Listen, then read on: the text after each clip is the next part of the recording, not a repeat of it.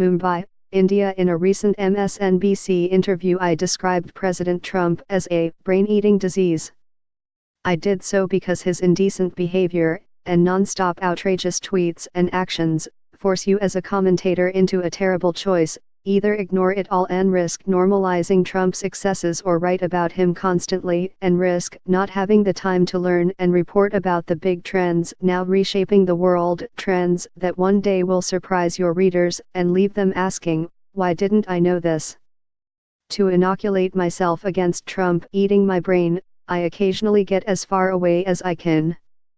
This time it was to India, where I learned a ton that I didn't know. I found India trying to leapfrog out of poverty and catch up to China by engaging in a rapid digitization of its entire economy and power grid.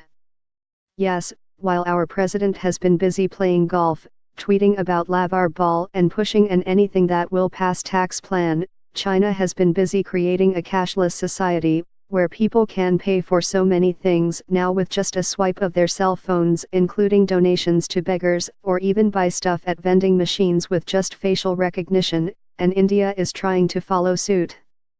These are big trends, and in a world where data is the new oil, China and India are each creating giant pools of digitized data that their innovators are using to write all kinds of interoperable applications for cheap new forms of education, medical insurance, entertainment, banking and finance. I was blown away by one big change in India in particular. In 2009, my friend Nandan Nilekani, the tech entrepreneur, led a team of experts that helped the then Congress party-led government launch a national digital identity system, known as Aadhaar, Hindi for base. Every Indian, rich or poor, goes into a field office, has fingerprints and irises scanned into a biometric database and then linked to the individual's 12-digit ID number with basic identifiers, name, address, date of birth and sex.